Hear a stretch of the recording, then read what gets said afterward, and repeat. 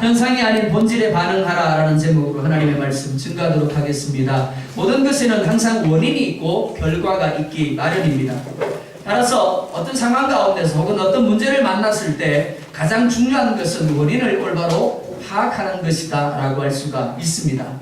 하지만 사람이 가지는 한계는 자신이 보고 자신이 듣고 자신이 느끼는 것을 본질이라고 생각하게 하고 그것이 전부인 것처럼 착각하게 합니다. 하지만 우리가 눈으로 보는 물질 세계는 영적인 세계의 결과물입니다. 따라서 우리가 보는 현상이나 상황들을 판단하고 진단할 때는 눈에 보이는 것이 아닌 눈에 보이지 아니하는 영적인 것을 더 중요하게 여겨야 됩니다. 영적인 것을 가지고 판단하고 그 가운데서 답을 찾아야 하는 겁니다. 예를 들면 이런 겁니다.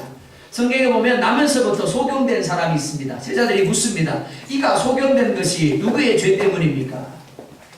소경이라는 것은 눈에 보이는 물질계입니다. 그런데 그는 하나님의 영광이라는 영적인 현상으로 말미암아 소경이 되었다라고 주님이 말씀하고 있습니다. 38년 된 병자도 마찬가지입니다. 단순히 그가 운동을 열심히 하지 않았기 때문에 혹은 그가 생활 습관이 좋지 않았기 때문에 그가 병이 걸렸다라고 생각하는 것은 물질적인 현상입니다. 충분히 그럴 수 있습니다. 그래서 우리가 건강검진을 가면 기본적으로 의사가 하는 말들이 무엇입니까? 운동 열심히 하십시오. 규칙적으로 식사하십시오 라고 이야기를 합니다. 물론 그것이 한 원인이 될 수 있습니다. 그런데 주님은 그의 질병이 죄로 말미암았다고, 즉 영적인 현상으로 말미암았다라고 말씀하고 있습니다. 그가 수없는 의사들을 찾아가고 수없는 병원들을 찾아갔음에도 불구하고 그의 병을 고칠 수 없었던 이유가 바로 여기에 있습니다. 그가 원인을 잘못 파악한 겁니다. 구원자가 되시는 죄의 해결자가 되시는 예수님만이 고칠 수 있는 병이었다는 겁니다. 따라서 그리스도인은 육의 눈으로 보여지는 물질계가 아니라 영적인 현상에 더 관심을 가져야 되고 분별하는 은혜를 사모해야 합니다. 오늘 본문에 사울과 다윗이라는 사람이 등장을 합니다. 여러분들이 잘 알고 있는 것처럼 사울과 다윗은 장인과 사위 관계입니다. 무엇보다 다윗이 사울에게 특별한 잘못을 하거나 원한을 살만한 일을 한 적이 없습니다. 그러니까 다윗의 입장에서 본다면 사울이 자신을 죽이려 하는 것을 결코 이해할 수가 없습니다. 단지 그냥 참고 견디면 얼마 있지 않아서 그 미움이 사그라질 것이다. 그리고 문제가 해결될 것이다. 그렇게 생각할 수 있습니다. 그러나 그렇지 않습니다. 오늘 본문 1절 상반절을 보면 이렇게 말씀을 하고 있습니다. 사울이 그의 아들 요나단과 그의 모든 신하에게 다윗을 어떻게 해요? 죽이라 말하였더니 다윗에 대한 사울의 미움은 시기로부터 시작됩니다. 다윗이 전쟁에서 승리한 것으로 인하여 돌아올 때 백성들이 이렇게 소리를 칩니다. 사울은 천천히요 다윗은 만만히로다. 이것이 문제입니다. 사울은 자기 자신에 대하여 확신이 부족했습니다. 자기 열등감을 가지고 있었습니다. 비록 제비 뽑혀서 세움을 입었지만 처음부터 이스라엘 백성들 전부가 사울이 왕이 되는 것을 찬성한 것이 아닙니다. 사울이 뭔데? 지금까지 이렇게 왕이 돼. 그런 사람들이 있었다라는 겁니다. 그리고 그 분위기를 사울도 알고 있었습니다. 그래서 사울은 하나님이 자신을 왕으로 세운 것이 아니라 이스라엘 백성들이 자신을 왕으로 세웠다라고 착각하고 있었습니다. 그러다 보니까 자신을 세운 백성들의 마음이 자신이 아닌 다윗에게로 향하고 다윗을 높이는 것이 불안해할 수밖에 없는 겁니다. 두려울 수밖에 없는 겁니다. 그런데 문제는 사울이 그 마음을 버려둠으로 인하여 점점 그의 전인격이 미움과 시기의 지배를 받게 되었다는 겁니다. 그래서 단지 자신이 미워하고 시기하는 단계를 뛰어넘어서 이제 공개적으로 자신의 사위인 딸의 남편인 다윗을 죽이라고 신하들에게 명령하는 자리에까지 나아가게 된 겁니다. 우리는 살아가면서 수많은 감정과 반응들을 가지게 됩니다. 그리고 습관이라는 것을 가지게 됩니다. 습관은 하루아침에 결코 이루어지지 않습니다. 태어날 때부터 우리가 반응하는 것들이 우리의 감정들이 쌓여져 가면서 결국 습관이라는 이름으로 우리의 몸에 굳어지게 되는 겁니다. 그러다 보니까 아무런 생각 없이 그것이 악함에도 불구하고 그냥 허용해버립니다. 그런데 문제가 뭔데요? 무의식적으로 반복하는 것이 결국 나를 망하게 하고 우리의 가정을 망하게 하고 우리 주변에 있는 수많은 사람들을 상하게 할 수 있다는 겁니다. 더군다나 사단은 우리가 허용하면 허용할수록 점점 더 우리를 옥죄한다는 겁니다. 예를 들어서 아이가 아픕니다. 그러다 보니까 주일 예배를 참석하지 못했습니다. 충분히 그럴 수 있습니다. 그리고 그 아이가 나오면 다음 주에는 꼭 가겠습니다. 그럴 수 있습니다. 자, 그렇다면 사단은 어떻겠습니까? 하필이면 왜 주일마다 아이가 아플까요? 다른 날도 많은데 토요일 저녁까지 멀쩡한 아이가 갑자기 주일 아침에 되면 아픈 이유가 뭘까요? 그리고 그로 인해서 주일 예배에 빠지게 되는 것일까요? 만약 아이가 아픔에도 불구하고 주일 예배를 빠지지 않는다면 어떻겠습니까? 사단은 우리에게 있어서 약한 부분이 무엇인가를 너무나 잘 알고 있습니다. 저 사람은 이 부분을 건드리면 극단적으로 나아가는 사람이다라는 것을 사단이 알고 있다라는 겁니다. 그러니까 늘 넘어뜨릴 때 뭘 가지고요? 그 사람이 가지고 있는 아킬레스를 가지고 그 사람을 넘어뜨립니다. 사단이 예상한 대로 우리들은 반응하게 됩니다. 사단이 원하는 방향으로 반응하게 됩니다. 그러면 사단은 또 똑같은 것을 가지고 우리를 시험하는 겁니다. 그리고 점점 더 많은 것을 포기하게 하고 멀리하게 만들고 결국에는 오히려 교회를 가지 않는 것이 편하게 느껴지고 결국에는 신앙생활을 포기하는 자리까지 나아가게 하는 겁니다. 그렇기 때문에 우리는 우리에게 주어진 상황이나 환경들을 단순히 물질적인 아닌 영적인 현상으로 이해하고 노력하려고 해야 합니다. 단지 눈에 보이는 것을 본질이라고 여기고 의미를 부여하기보다는 숨겨진 영적 의미가 무엇인가에 집중하고 그것에 반응할 수 있어야 하는 겁니다. 제가 있었던 교회에서 여러 가지들이 있었습니다. 세 가족입니다. 아버지가 스님입니다. 그러니까 전도하기 얼마나 힘들었겠습니까? 여전도사님과 매번 가서 반찬 갖다 주고 복음 전하고 그러기를 수십 차례 겨우 이제 교회에 나오겠다라는 말을 들었습니다. 얼마나 기뻤을까요? 너무나 행복했습니다. 근데 안 나왔어요. 신방을 갔습니다. 그랬더니 하는 이야기입니다. 목사님, 교회 가려고요. 막 짐을 나서는데 아이가 갑자기 아파 죽겠다고 떼굴떼굴 그러는 겁니다. 그래서 어쩔 수 없이 교회를 못 갔습니다. 근데 신기한 것이 무엇일까 하면 교회 안 가겠다고 작정하고 병원 간 것도 아니에요. 병원 간 것도 아니고 그냥 교회 안 가겠다고 작정하고 나니까 시간이 지나고 나니까 아이가 저절로 낫더라는 겁니다. 신방했어요. 자매님 그러지 마세요. 사단의 역사입니다. 그러지 말고 아이가 아프더라도 아픈 아이 들쳐올 거라도 나오세요. 그 다음에 어떻게 됐을까요? 어떻게 됐을까요? 또 안 나왔습니다. 또 그런 겁니다. 아이가 또 신방을 했어요. 또 똑같은 이야기를 했습니다. 세 번째 어떻게 됐을까요? 그때는 나왔어요. 아이가 아파도 나왔어요. 어떻게 됐을까요? 그 아이가 교회 오는 길에 아픈 것이 떠나갔습니다. 그게 하나님의 역사예요. 그게 사단의 역사입니다.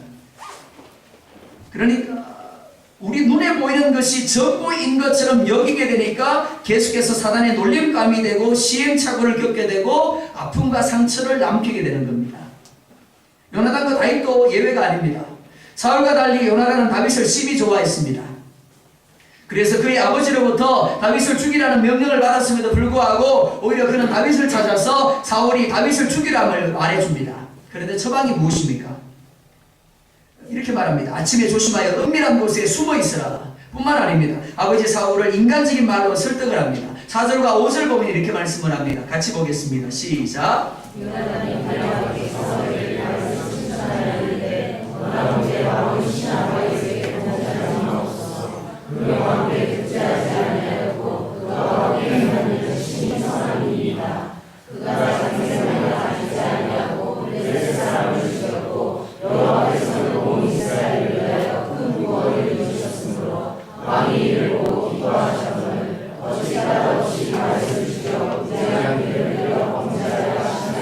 아멘. 그리고 6절을 보면 사울이 요나단의 말을 듣고 맹세하되 여호와께서 살아계심을 두고 맹세하거니와 그가 죽임을 당하지 아니하리라 라고 말함을 볼 수 있습니다. 들었습니다. 그리고 맹세했습니다. 죽임을 당하지 아니하리라 라고 이야기를 하고 있습니다. 자, 이렇게 쉽게 설득을 당하고 포기할 수 있을까 싶습니다. 그런데 요나단이 놓친 것이 있습니다. 그것은 아버지 사울의 문제가 무엇인가를 올바로 인식하지 못한 겁니다. 사울이 다윗이 자신에게 득지하지 않은 것을 몰랐던 것이 아닙니다. 다윗이 자기 목숨을 아까워하지 아니하고 나가 싸워서 이스라엘을 구원하였다라는 것을 사울이 몰랐던 것도 아닙니다. 무엇보다 까닭 없이 자신이 다윗을 죽이려 함이 범죄함이라는 것을 몰랐던 것이 아닙니다. 분명히 이 모든 것들을 사울은 잘 알고 있었습니다. 그런데 문제가 뭐라고요? 조절이 되지 않은 겁니다. 마치 내리막길을 달리는 자동차에 탄 운전자가 브레이크를 밟아야 한다는 것을 알지만 브레이크가 말을 듣지 않는 것과 같은 상황인 겁니다. 지금 사울은 그나마 일시적으로 평정심을 되찾은 상태입니다. 그러니까 요나단이 하는 말이 들립니다. 그리고 올바른 판단을 내립니다. 그런데 어느 순간 감정에 사로잡혀서 흥분하게 되고 자극을 받으면 다시금 죄의 본성이라는 다이너마이트가 터지게 되는 겁니다. 죄악이라는 다이너마이트를 품고 있는 사람의 문제가 바로 여기에 있습니다. 우리 옆에 있는 분들 한번 바라보시겠습니까? 웃는 모습을 한번 바라보십시오. 천사같이 보이시죠? 아드님이 천사처럼 보이시죠? 그죠? 축복의 사람으로 보일 겁니다. 그죠? 참 좋은 사람으로 보이실 겁니다. 언제야? 지금요. 참 좋을 때, 평안할 때 누구나 천사로 보입니다. 축복의 사람으로 보입니다. 그죠? 함께하고 싶은 사람으로 보입니다. 그런데 문제가 뭐라고요? 어느 한순간에 사단이 그 마음속에 있는 죄의 다이너마이트를 건드리게 되면 어떻게 되더라고요? 저 사람이 정말 내 아들 맞나? 저 사람이 내 남편 맞나? 저 사람이 정말 내 자식 맞나? 싶을 때가 있더라는 겁니다. 그게 우리의 본연의 모습이라는 겁니다. 하나님의 은혜가 어느 한순간 우리를 눌러서 절제하게 하고 인내하게 함으로 말미암아 오늘 우리의 모습, 보기 좋은 모습으로 남아있어요. 근데 그 은혜가 거두어지고 사단이 우리의 본성을 건드리게 되면 본래 모습이 드러나게 되는 겁니다. 요나단은 단지 사울이 다윗을 조금 미워한다라고 생각을 했습니다. 뭔가 오해가 있었기 때문이라고 여겼습니다. 그래서 설득을 했습니다. 그리고 사울이 맹세를 하니까 이제 상황이 종료된 것처럼 생각하고 다윗을 불러와서 사울 앞에 있게 하였습니다. 그런데 8절을 보면 이렇게 말씀을 합니다. 8절 같이 보겠습니다. 시작.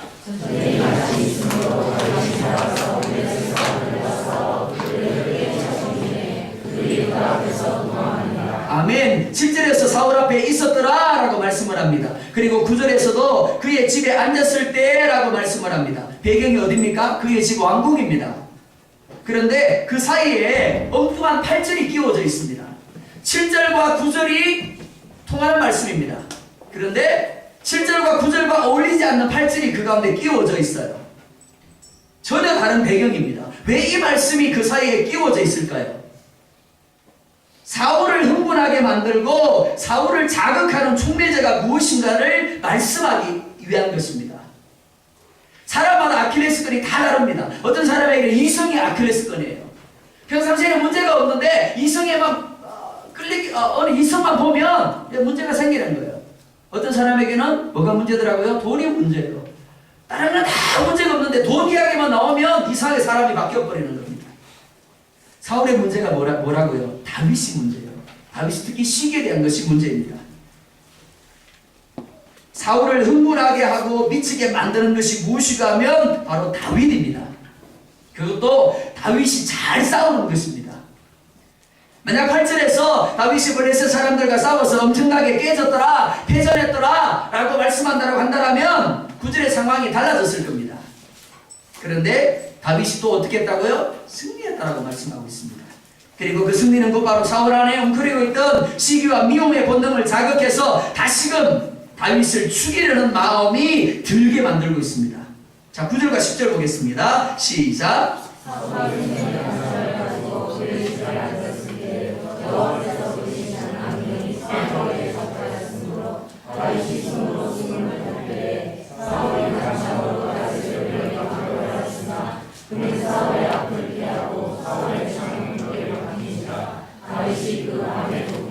아멘. 여호와께서 부리시는 악신이 사울에게 들었고 그 악신으로 말미암아 사울이 다시 말짝을 일으켰더라라고 말하고 있습니다.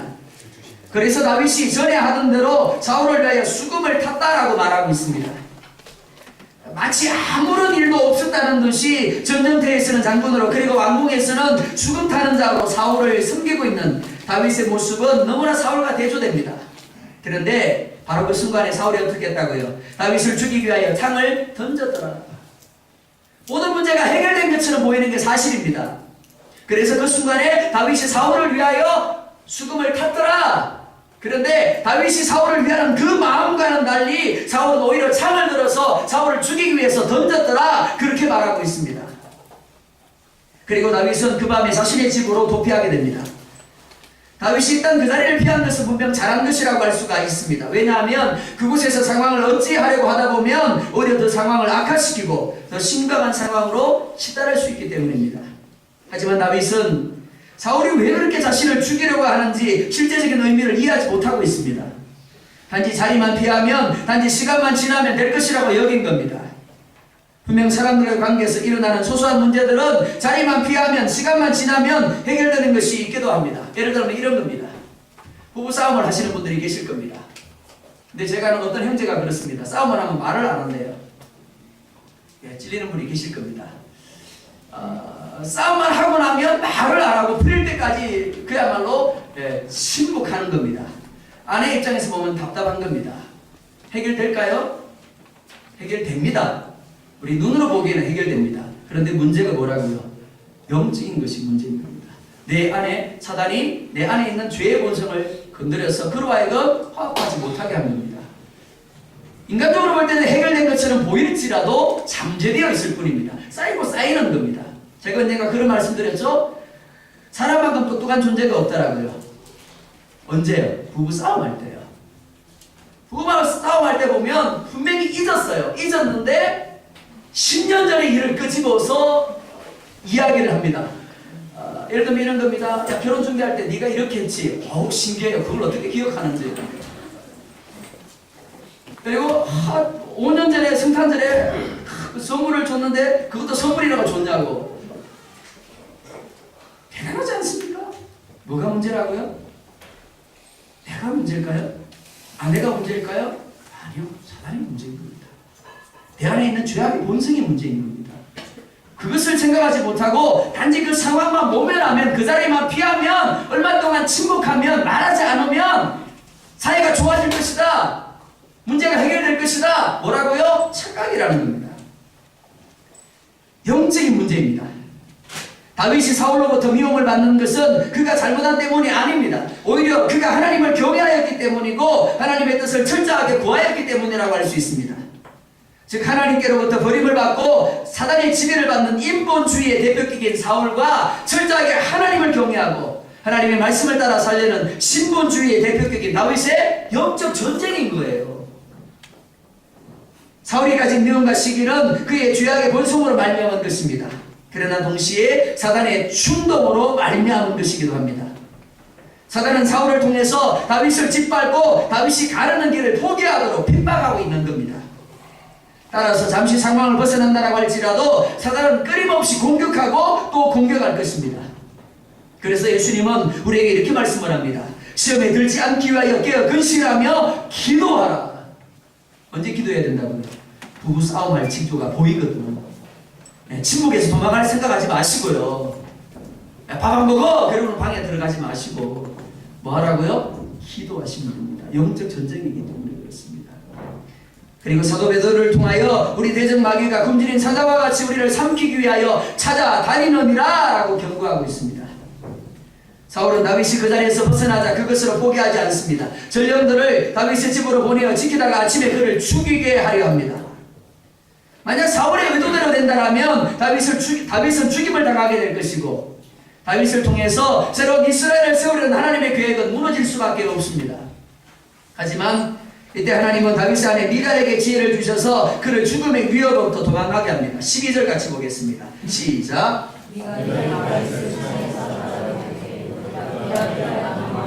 아멘. 미갈은 남편인 다윗을 창에서 달아내려서 도망가게 합니다. 그런데 같이 가지 않습니다. 부부이기 때문에 당연히 함께 가는 것이 옳습니다. 그런데 남편은 도망을 시키면서 자신은 여전히 집에 머물러 있습니다. 왜 그랬을까요? 남편을 죽이려는 사람이 다른 사람이 아닌 아버지이기 때문에 굳이 자신은 죽이지 않을 것이다. 그러니까 도망갈 이유가 없다고 여긴 겁니다. 무엇보다 다윗과 함께하게 되면 언제 끝날지 모르는 도망자의 삶을 살아야 하는 것을 알았기 때문에 고생하기가 싫은 거예요.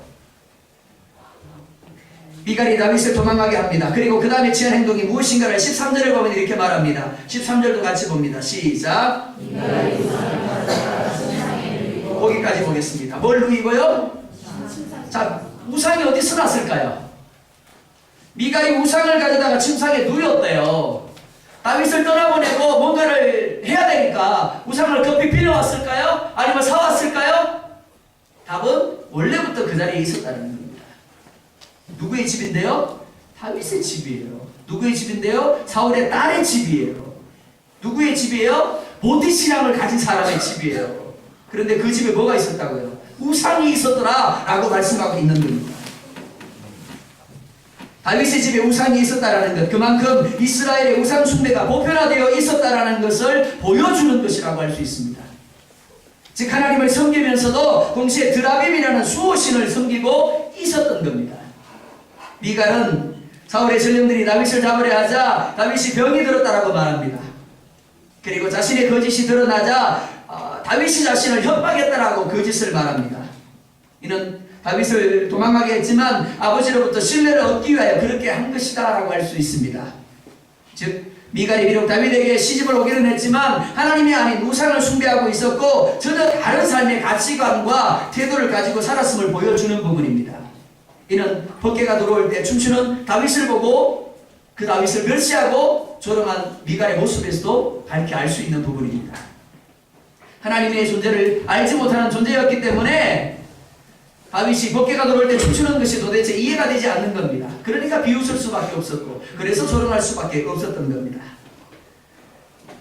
다윗은 집에서 도망한 후에 자신의 고향으로 가지 않습니다. 사무엘에 있는 라마로 나아갑니다. 만약 자신이 고향으로 돌아가게 되면 반드시 사울이 고향으로 전령들을 보낼 것이고 그때는 자신은 물론이고 가족까지 위험에 빠뜨릴 수 있었기 때문입니다. 하지만 무엇보다 자신에게 일어난 일들을 도저히 이해할 수 없었기 때문에 사무엘에게 묻기 위하여 라마로 간 겁니다. 문제가 있다면 분명히 답도 있습니다. 하지만 이를 위하여 올바른 진단이 이루어져야 하고 그 다음에 올바른 답을 찾아야 합니다. 우리가 눈으로 보는 것 비본질이라고 말씀드렸습니다. 물질계는 영적인 현상에 불과합니다. 따라서 그리스도인들은 항상 보이는 것에서 진단을 하고 답을 찾을 것이 아니라 보이지 않는 영적인 것에서 진단을 하고 답을 찾아야 됩니다. 무슨 말인가 하면 내 방법, 내 생각이 아니라 하나님의 방법을 통하여 하나님의 답을 구해야 한다는 겁니다. 그래야만 실제적인 해결이 되어지는 겁니다. 말씀으로 나아가야 됩니다. 기도로 나아가야 됩니다. 말씀을 통해서 올바른 진단을 하게 되면 이유를 알게 되면 비로소 고개를 끄덕이게 되고 현재의 상황에 대하여 수긍을 하게 됩니다. 그리고 올바른 답도 찾을 수 있습니다. 사람들과의 관계도 그렇고 환경과의 문제도 그렇고 나를 둘러싸고 있는 상황의 문제도 그러합니다. 다윗이 그러하였습니다. 사무엘을 만남으로 인하여 자욱하던 안개가 거치게 됩니다. 왜 그토록 사울이 자신을 미워하고 자신을 죽이려 하는지를 알게 되었습니다. 자, 그런데 여기서 멈춰버리면 안 됩니다. 그것이 끝이 아닙니다. 내가 말씀으로 문제를 진단하고 답을 찾았습니다. 하지만 뭐가요?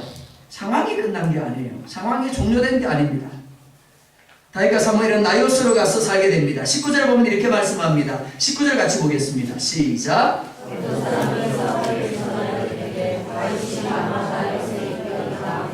아멘. 모든 것에 때가 있다라고 하였습니다. 사단이 위협하던 손을 거치고 항복 선언을 할 때가 있습니다. 하나님이 이제는 됐다라고 합격 선언하실 때가 있습니다. 그때까지는 싫어도 실패한 자로 혹은 망한 자로 머물러야 합니다. 그때까지는 싫든 좋든 도망자의 삶을 살 수밖에 없습니다.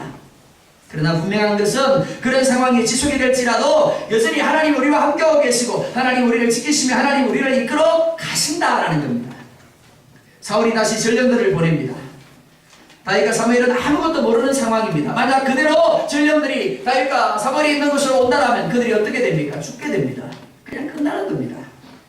그런데 20절을 보면 이렇게 말씀을 합니다. 20절도 같이 보겠습니다. 시작.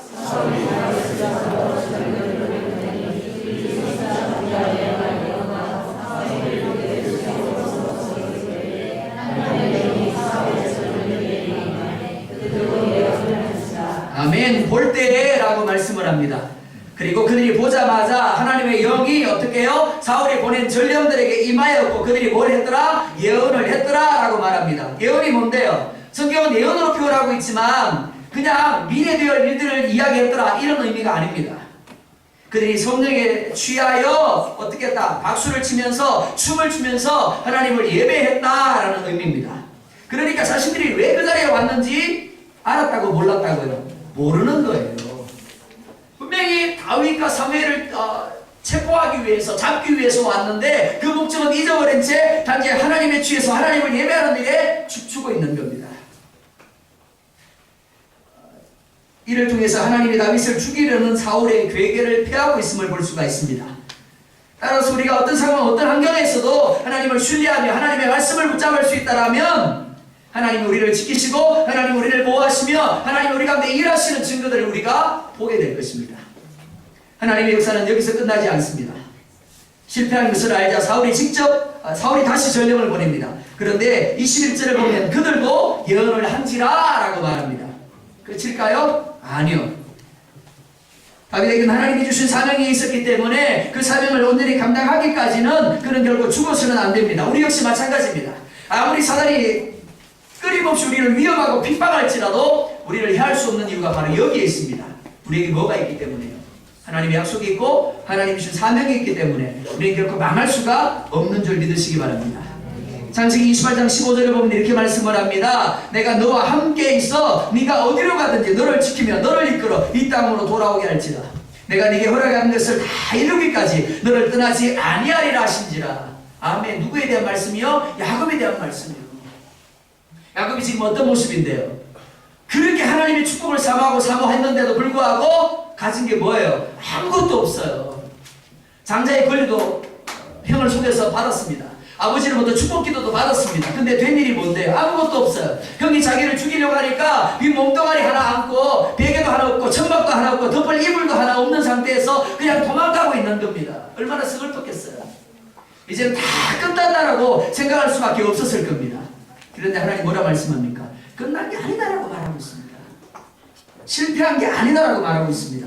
내가 너와 함께하고 있고 너를 이끌며 너를 지키며 이 땅으로 돌아오게 할 것이다. 내가 너에게 허락한 것을 다 이루기까지 결단코 내가 너를 떠나지 아니할 것이다 라고 말씀을 합니다. 이 야곱이 누군데요? 이스라엘입니다. 이스라엘이 누군데요? 우리의 믿음의 조상입니다. 그러니까 이 약속은 누구에게 주시는 약속이라고요? 우리에게 주시는 약속입니다. 그리고 로마서 8장 38절로 39절을 보면 이렇게 말씀을 합니다. 내가 확신하노니 사망이나 생명이나 천사들이나 권세자들이나 현재일이나 장래일이나 능력이나 높음이나 깊음이나 다른 어떤 피조물이라도 우리를 우리 주 그리스도 예수 안에 있는 하나님의 사랑에서 끊을 수 있느니라. 여기서 아멘하고 고개 끄덕이면 큰일 나는 거예요. 여러분들 집중하고 있는지 않는지를 보려고 제가 그런 거예요. 뭐라고요? 사랑에서 끊을 수 없느니라. 그러니까 우리가 보기에, 우리가 듣기에, 우리가 느끼기에 망했고 실패했고 끝났다라고 여길지라도 끝난 게 아니에요. 누가요? 하나님 우리와 함께하고 계십니다. 하나님의 사랑이 우리와 함께하고 계시고 하나님의 약속이 우리와 함께하고 있고 하나님의 이끄심이 우리 가운데 함께하고 있음을 믿으시기 바랍니다. 불안해할 이유가 없는 겁니다. 두려워할 이유가 없는 겁니다. 다만 영적인 현상을 분별하고 믿음으로 말씀대로 반응하기만 하면 분명코 승리는 우리의 것이 될 줄 믿습니다. 이제 사울이 직접 다윗을 죽이기 위하여 라마로 내려갑니다. 그런데 그에게도 하나님의 영이 임합니다. 그러니까 걸어가면서 그가 예언을 했더라 라고 말씀을 하고 있습니다. 사랑하는 성도 여러분, 때때로 우리가 이해할 수 없는, 우리가 받아들이고 싶지 않은 자리에 머무르게 될 때가 있습니다. 그것이 육신의 질병일 수도 있고 물질적인 문제일 수도 있고 관계의 문제일 수도 있습니다. 그래서 힘들어서 하나님 도대체 왜요? 왜 나한테만요? 라고 부르짖을 때도 있습니다. 우리가 상상할 수도 없는 갖가지 상황이나 환경들이 우리를 절망의 자리에, 탄식의 자리에 머무르게 할 수 있습니다. 남의 집 자식들은 대학만 잘 가고 남의 집 자식들은 시집만 잘하고 시집 장가만 잘 가는데 왜 하필 우리 집 자식만 대학 똑 떨어지고 죽으라고 도전하는데도 불구하고 취직이 안 되고 노총각 노처녀로서 이렇게 늙어가야 하는지 이해되지 않을 때가 있습니까? 없습니까? 있습니다. 이때 우리가 어떻게 해야 될까요?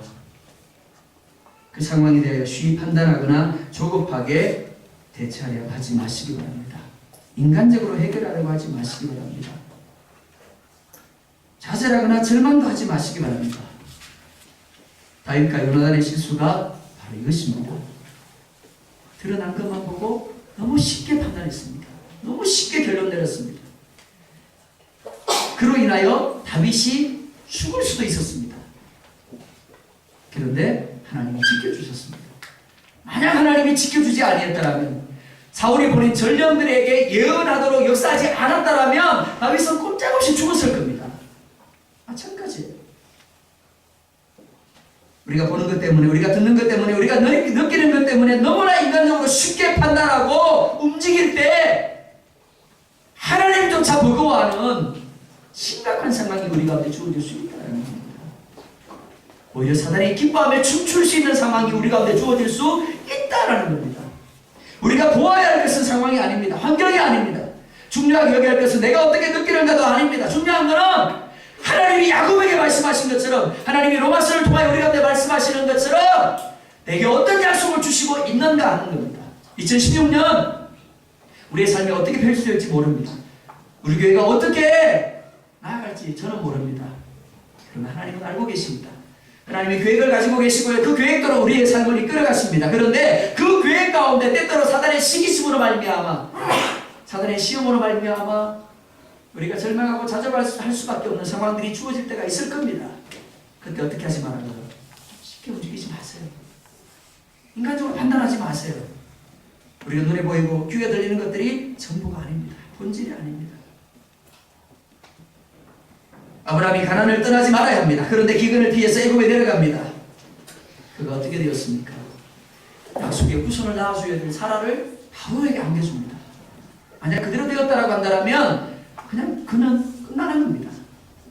하지만 하나님이 지켜주셨습니다. 마찬가지로 어떤 상황에 있든지 어떤 환경 가운데 있든지 하나님이 우리와 함께하고 계십니다. 그리고 우리를 이끌어가십니다. 승승장구하던 다윗입니다. 그러나 한순간에 그것도 아무런 잘못이 없는데도 불구하고 그는 모든 것을 잃어버리고 영문도 모른 채 도망자가 될 수밖에 없었습니다. 무려 10년 동안 그렇게 도망을 다닙니다. 하지만 이는 다윗을 철저하게 신분주의를 추구하는 이스라엘의 참된 왕으로 세워가신 하나님의 연단이었습니다. 비록 사단의 충동과 사울의 미움과 시기로 발명한 것이지만 하나님은 이를 통해서 하나님의 마음에 합한 다윗으로 만들어가고 계셨던 겁니다. 전무후무한 이스라엘의 축복을 위해서 다윗이 준비되지 아니하면 안 되었다라는 겁니다. 만약에 이 10년의 도망의 시간이 없었다면 다윗은 결코 이스라엘을 전무후무한 축복의 나라로 이끌지 못했을 겁니다. 그에게는 분명 힘든 시간이었습니다. 그에게는 분명 아픔의 시간이었습니다. 그러나 그 힘든 시간이, 아픔의 시간이 있었기 때문에 그가 하나님의 마음에 합한 자가 되었고, 그로 인하여 그가 전무후무한 축복의 이스라엘을 만들 수 있었던 겁니다. 하나님은 항상 우리가 보는 상황이나 환경대의 본질적인 영적 현상이 있음을 기억할 수 있기를 원합니다. 따라서 인간적인 방법으로 문제를 해결해서는 안 됩니다. 그러면 사단은 우리를 더욱더 수렁으로 끌어당기고 문제에 더욱 매이게 할 것입니다. 따라서 영적 방법으로 판단하셔야 합니다. 말씀으로 나아가야 합니다. 기도로 나아가야 합니다. 그리고 하나님 안에서 문제를 진단하고 판단하고 답을 찾아야 합니다. 그럴 때 하나님이 원하시는 모습으로, 하나님이 원하시는 방향으로 나아가 비로소 하나님이 바로 이 일을 위해서, 오늘을 위해서 나를 그렇게 인도하셨구나, 합력하여 선을 이루시는 하나님의 역사를 누리게 될 줄 믿습니다. 바로 2016년이 그런 한 해가 되기를 주의 이름으로 축원드립니다. 함께 찬양하겠습니다.